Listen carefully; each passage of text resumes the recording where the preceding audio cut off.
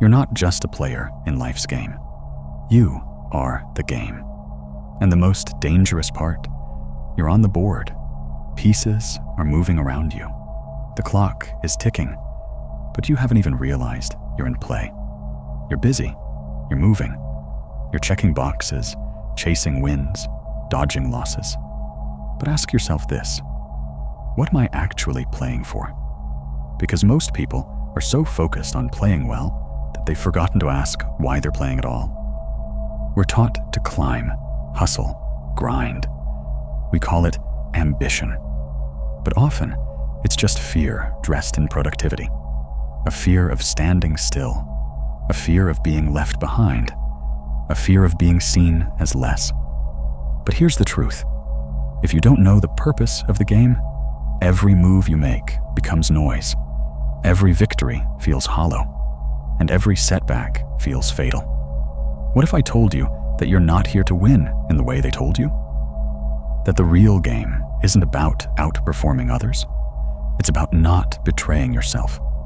You see, the world doesn't need more successful people. It needs more people who are centered, aware, and awake in a world that thrives on distraction.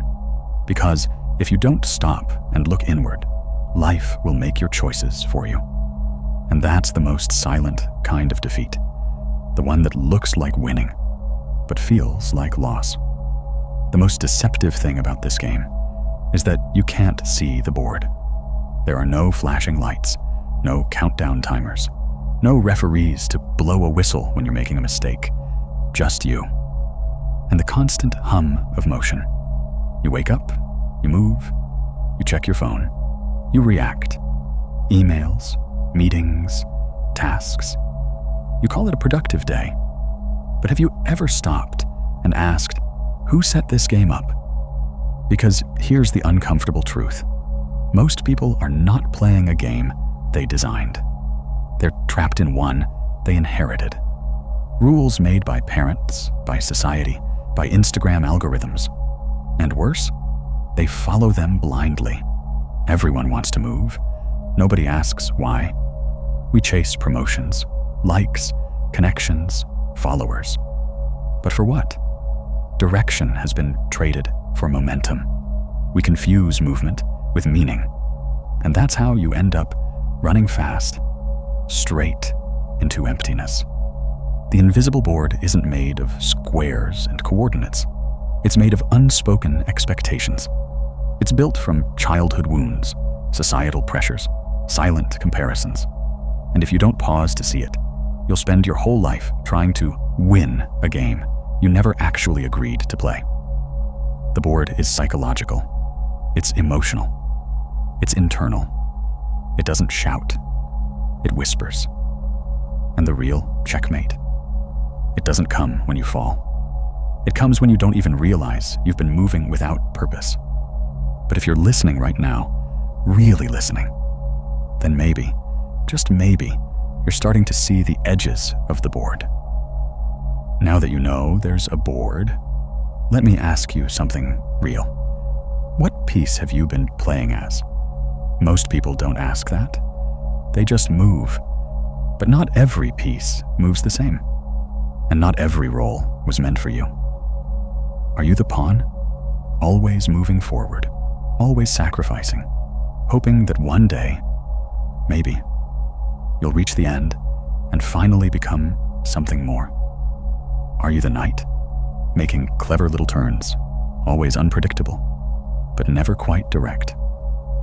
Or are you the bishop, trying to cut through the diagonal lines of life, but stuck in one color, one pattern, one belief system that never really changes? Worse, are you the spectator, watching your own life like an outsider, scrolling, comparing, wishing, but never really choosing? Some play like the queen, everywhere at once, powerful, capable, admired.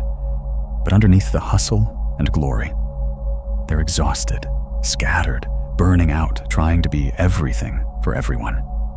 And then there's the king, the piece everything is built around, slow, limited, quiet, but crucial. And here's the twist. You are the king. Not because you're the most glamorous, not because you're the flashiest, but because without you, the game ends. And yet, how often do you move like a pawn? How often do you trade your values for movement? How often do you try to be the queen for validation, the knight to impress, the rook to seem strong? All the while, you forget that your real power isn't in how far you move, but in knowing why you move. You've spent so long trying to look capable that you forgot to feel conscious. And the scariest thing? You might not even be choosing your piece. You might be playing a role that someone else gave you years ago. A parent, a boss, a teacher, even a comment from a stranger that left a scar. You built your identity around what you thought would keep you safe. But safety is not the same as sovereignty. So ask yourself, am I playing the role I was meant to, or the one I was told to? Because if you don't choose your piece, the game will choose it for you. And you'll keep moving through life, playing by reflex instead of with purpose. Let's get brutally honest for a second. Most people aren't tired because they're doing too much. They're tired because they're doing the wrong things for the wrong reasons. They're not driven by purpose. They're trapped by performance. From the outside, it looks impressive.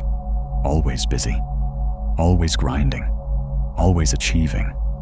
But on the inside, it's chaos, confusion wrapped in discipline, a sprint with no finish line.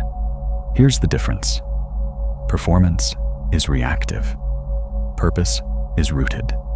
Performance needs an audience. Purpose doesn't care if anyone's watching. Performance asks, am I doing enough? Purpose asks, is this aligned? And alignment, that's where real peace lives. But most people don't pause long enough to even feel alignment. They're too caught up in the hustle, running faster, working harder, trying to prove what? That they matter? That they're worthy?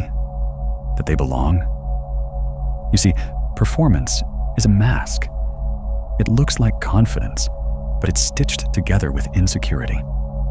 It's loud, restless. It needs applause just to survive another day. But purpose? Purpose is quiet, steady, and almost always misunderstood. People might not see it. They might even think you're lost because you're not rushing, not shouting, not chasing. But they don't realize you've stopped moving aimlessly. You've started choosing. And that, right there, is when the game changes. When you start choosing your next step based on what feeds your soul, instead of what flatters your image, you start playing with life, not against it. The world will always reward performance. It'll hand you trophies for burnout, praise you for overextending, clap when you self-destruct beautifully. But purpose doesn't need trophies. Purpose doesn't need an audience. Purpose just needs you to be honest about what really matters. Because at the end of the day, you don't want to look back and realize you won a race that never led you home. Let's talk about the part of you no one sees, the part you keep hidden under achievements, under jokes, under "I'm fine."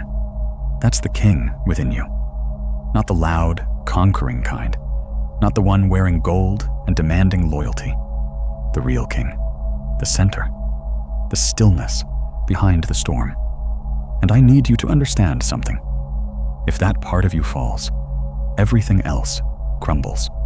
It doesn't matter how many trophies you've earned, how many people admire you, how well you play the role. If you abandon your inner king, your game is already lost. Most people don't lose because they're weak. They lose because they never protected what was essential. You defend your reputation like it's sacred. Your title, your image, your status, you guard them like their life itself. But when was the last time you defended your peace, your values, your truth? You've spent so long polishing the armor that you forgot to ask if there's still a heart beating underneath. The king isn't just a symbol. It's your core integrity, your non-negotiables, the principles you should never trade, no matter how shiny the deal. But you've been making trades, quiet ones, daily ones, giving away slivers of yourself to belong, to succeed, to be seen. You let others move your king because it was easier than standing still and defending it. You tell yourself, I'm just being adaptable. I'm evolving. But deep down, you know you're just exhausted from fighting for the wrong things. You're protecting your brand while your soul is bleeding. And here's the hard truth. You are the only one who can protect your king. No one's coming to save that part of you. Not a partner, not a mentor, not your followers, or your boss, or your paycheck. If you don't step up for your own essence, you will lose it. And when that part of you breaks, there's no applause loud enough to fix it. There's no accomplishment big enough to fill it. Protecting your king means saying no to the things that look good but feel wrong. It means walking away from validation when it costs you your peace. It means slowing down when the world screams at you to run faster. Because your role, your real role, isn't to impress the crowd. It's to guard the throne within you from anything that tries to dethrone your clarity, your truth, your soul. So ask yourself, honestly, what am I letting in? That's weakening the one thing I cannot afford to lose. Because if your inner kingdom falls, the rest is just noise. Decorations on an empty room. Not every enemy wears armor. Not every threat is loud. Some of the most dangerous ones live quietly in your own head. Let me introduce you to the most destructive player on your board, the saboteur inside. It doesn't scream. It doesn't announce itself. It whispers. It says things like, "Who do you think you are? You're not ready. You'll fail again. Better to stay where it's safe." And you listen, not because you trust it, but because you've heard it so many times, you've started to think it's you. But here's the truth. That voice, it's not your truth. It's your conditioning. It's a memory of failure, a bruise from a past you never fully healed. It's echoes from childhood, old fears wearing new masks. And it's not here to help you. It's here to protect you from discomfort, from change, from the unknown. But what it protects you from is growth, is truth, is becoming who you really are. You can't eliminate the inner saboteur. It will always try to speak. But you can do something more powerful. You can stop giving it the microphone. Because here's what no one tells you. You are not the voice. You are the one who hears it. And if you can hear it, you can question it. And if you can question it, you can change the script. Real strength isn't never doubting. It's recognizing when the doubt isn't yours to carry anymore. So, the next time that whisper shows up, don't fight it. Don't feed it. Just say, "Thanks for your opinion, but I choose clarity now." Because every time you believe the saboteur, you're playing against yourself. And how can you win? If you're the one moving the pieces that lead to your own checkmate? We live in a world obsessed with power. Power over systems, power over people, power over perception. But the most dangerous illusion of all? That power is external, that it's something you own, something you can hold, something others can see. But real power? The kind that lasts? The kind that can't be taken from you? It's internal. It's the power to wake up and not be ruled by your moods. The power to stay calm when everything's falling apart. The power to say no without guilt, to say yes without fear, to stand still when everyone else is running, because you already know where you're going. That kind of power can't be bought, it can't be performed, and it definitely can't be faked. See, external power is fragile. It can be stripped with a title, a rumor, a market crash. But internal power? It's rooted, it's quiet, it's unshakable. People chase influence because they think it makes them untouchable. But the truth is, the most powerful people in any room are the ones who don't need to prove it. They don't need to interrupt. They don't need to dominate. They don't even need to speak, because their energy says it all. Why? Because they've done the work. They've faced their shadows. They've questioned their motives. They've stopped trying to win the crowd and started trying to win back themselves. And you can feel it. You know when you meet someone like that. It's not in their words. It's in their presence. They walk in alignment. They breathe in integrity. They don't react from fear. They respond from clarity. And clarity? That's the new power. In a world full of noise, the person who moves with stillness, the person who sees the game but doesn't flinch, that person becomes untouchable. Not because they never fall, but because they know how to rise without losing who they are. That's power. That's leadership. That's self-mastery. And no one can give it to you, but you can claim it when you stop chasing the spotlight and start lighting your own path. Know yourself. It sounds poetic, right? A nice quote for a journal cover or an Instagram post. But let me make something clear. Self-knowledge isn't cute. It's not trendy. It's not a luxury. It's armor.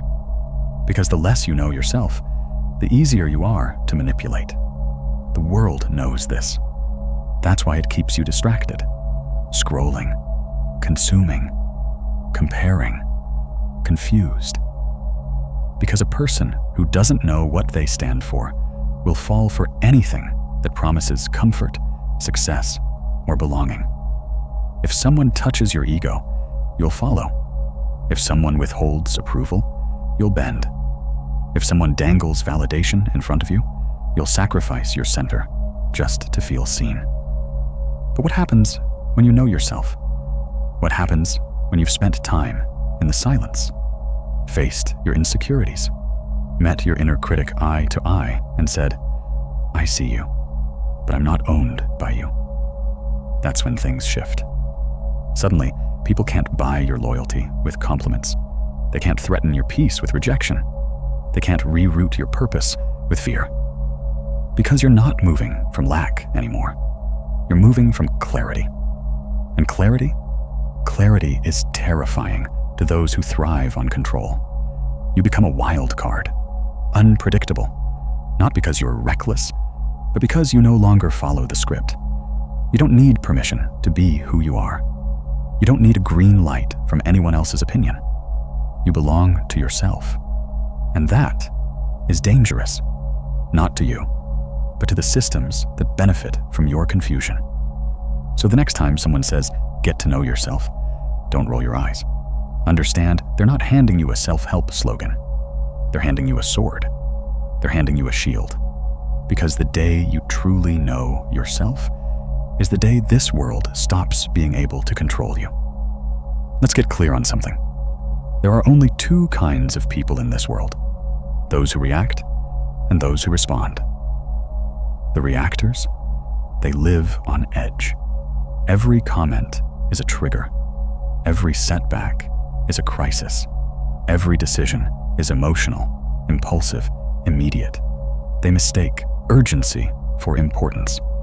They let the world dictate their rhythm, their values, their state of mind. And from the outside, they look active, busy, involved. But inside, they're being pulled like puppets on strings they can't even see. Then there are the responders, the ones who pause, the ones who feel the chaos. But don't let it decide for them. They don't avoid pressure.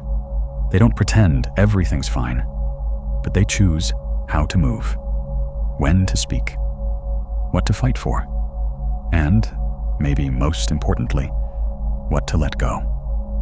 That's real leadership, not the kind that gives speeches, the kind that builds a life with direction. Because here's the truth. You can't lead your life if you don't lead your reactions. And if you're not leading your life, then who is? Your past? Your wounds? Someone else's expectations? Maybe it's time to take the crown back. Not because you're flawless, but because you're finally ready to stop living at the mercy of everything outside you. To stop moving just because something pushed you, and start moving because something within you pulled.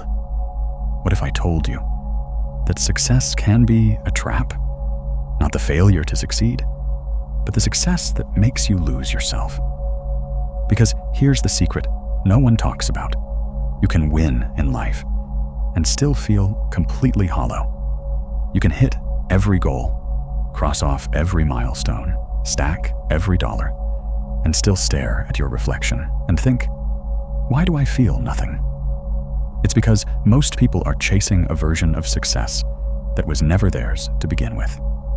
You've been sold a story. The story that louder is better, that busier means worthier, that applause equals alignment. But ask yourself, what's the point of being admired if you're falling apart inside?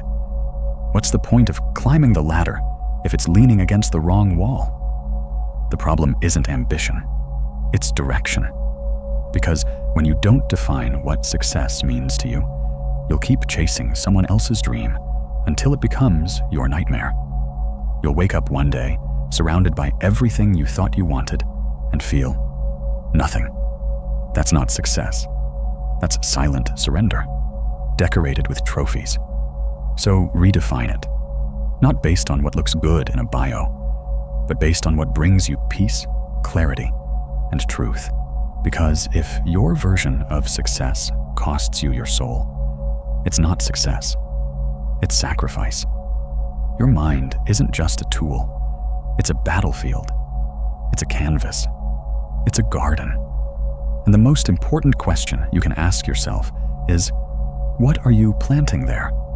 Because your mind will grow whatever you feed it. If you plant distraction, you'll harvest confusion. If you plant comparison, you'll grow self-doubt. If you plant fear, don't be surprised when anxiety blooms. Most people don't have mental fog because they're broken. They have it because their mind is overcrowded. Too much noise, too many opinions, too many borrowed truths.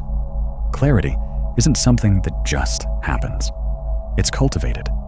It's a decision you make every single day. To protect your focus, filter what enters your head, and question everything that doesn't align.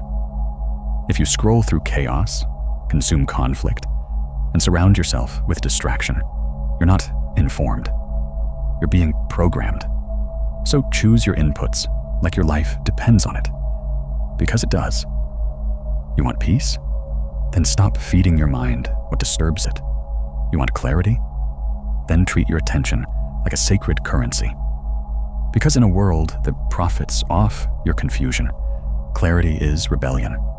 Clarity is power. Clarity is a weapon.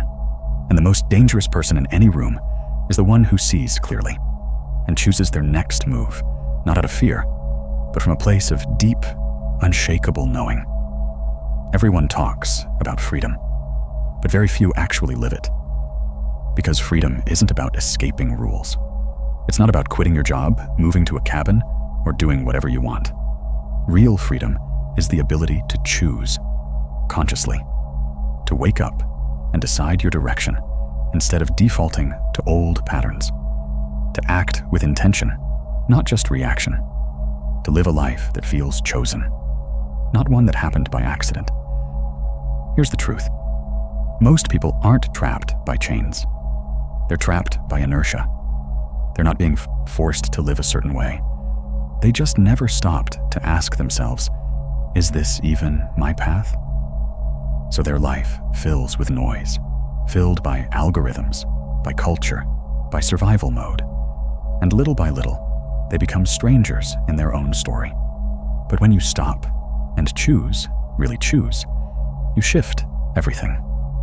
When you say, this is my value, this is my direction, this is what I won't compromise. You take the pen back. Freedom doesn't come from walking away. It comes from walking toward the life you were meant to lead. It's not always easy. It won't always be popular, but it will be yours. And in a world trying to make you a copy, living as an original is the most radical act there is. If you've made it this far, something inside you is listening, not just with your ears, but with your soul.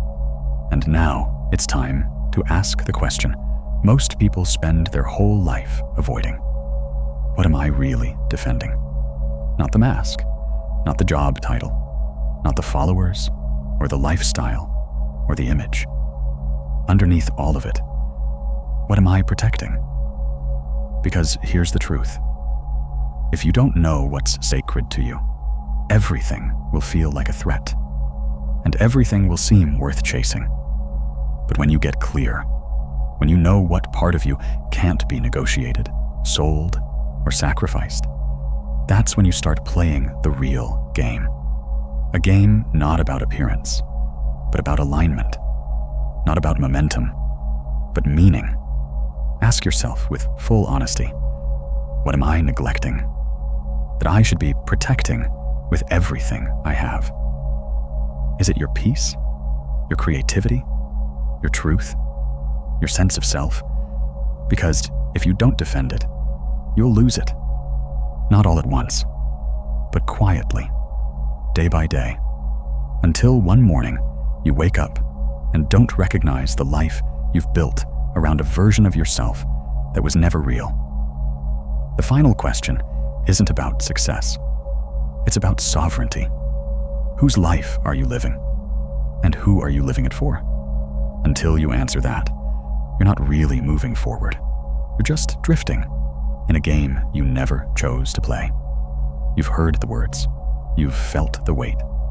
Now it's time to move.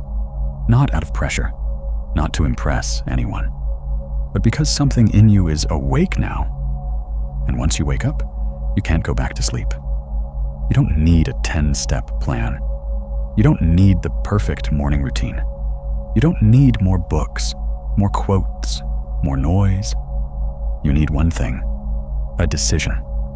A decision to protect your center, to stop outsourcing your self-worth, to stop moving like a pawn in someone else's game, and start playing like the king you forgot you were. That doesn't mean being perfect. It doesn't mean having all the answers. It just means choosing today to move from clarity instead of chaos. So start small. Say no to something that drains you. Say yes to something that aligns with your truth. Turn down the volume of the world so you can hear the voice inside again. Because from this moment on, you're not just surviving the board. You're playing it with vision, with direction, with the kind of presence that makes even the world itself pause. And if this message hit you, if it cracked something open, even just a little, then make it real. Go to the comments and write these 5 words. My clarity is my power. Say it to yourself. Say it often. Say it like a vow. Because the board hasn't changed. But you have. And that's enough to shift everything. So choose your next move. Not with fear. Not with pressure. But with power. The kind that doesn't shout. The kind that doesn't beg. The kind that just knows. The game isn't over. It's finally begun.